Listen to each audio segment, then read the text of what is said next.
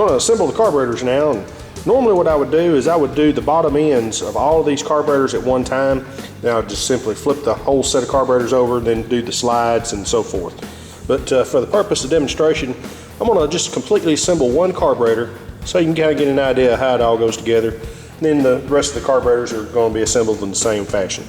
And what I'm going to start out with is the emulsion tube and the main jet. It just drops down into the main jet bore there. We'll give that a light snugging. There again, these are brass jets, so you don't really want to be torquing them. They just need just a little light snugging. There's our low-speed jet. Goes in that hole.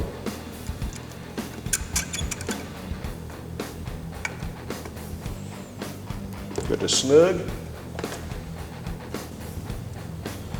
Next we'll install the float and the float valve. The float valve just goes in that little slot in the float right there.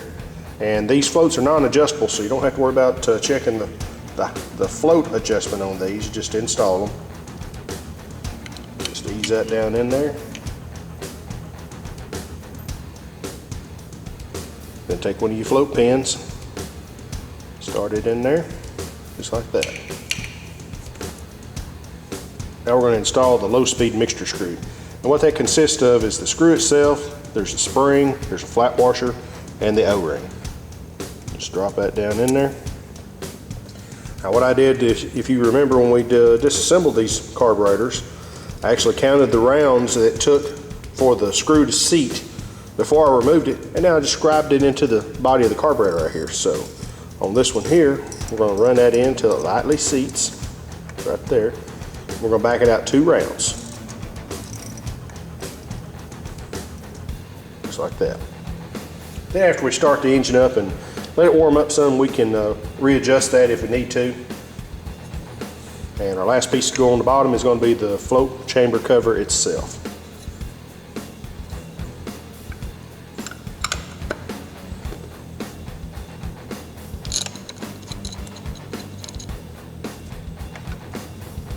Right, that's got the bottom end. Now we'll just flip this carburetor over and we'll reassemble the top end.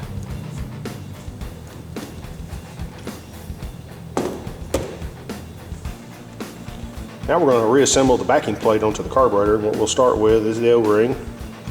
Just put it down there in the groove.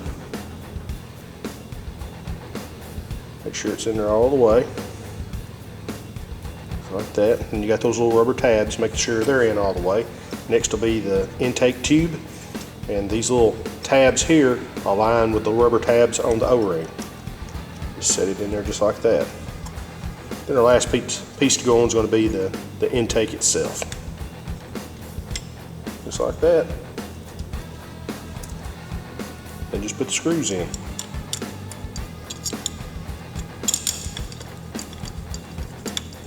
Our last piece to go back on is going to be the carburetor slide itself and the diaphragm.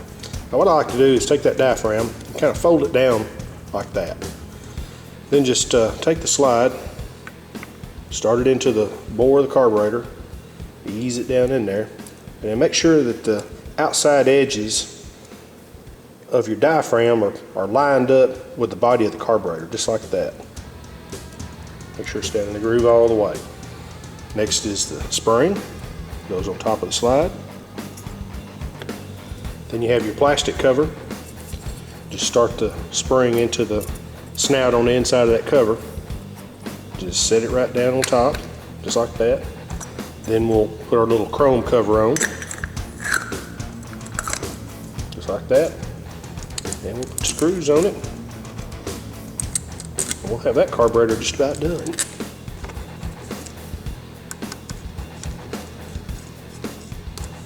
There we go. 1 down, 5 to go.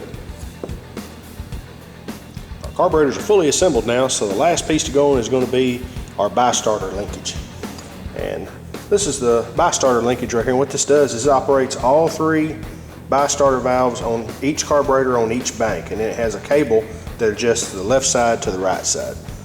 So what you want to do first is you have the little return spring here.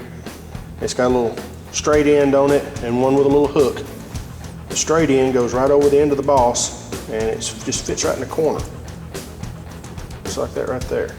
Okay. Next, We'll put in our big bushings. Those both go on like that. Then we'll attach the cable to the linkage rod here, and then you got 3 forks that will fit over the ends of all 3 of the bi-starter valves. We're not going to worry about that return spring just yet. We'll hook that on there after we've got everything attached. And just make sure that that's fully engaged onto all 3 of your bi-starter valves. Then you put your little small bushing on top of the rail there. And go ahead and put your screw on there and snug it down.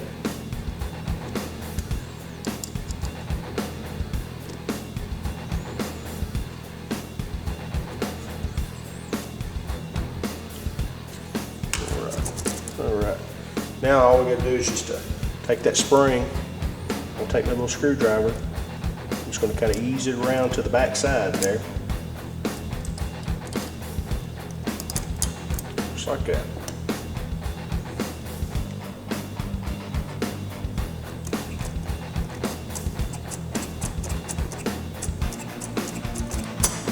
Alright.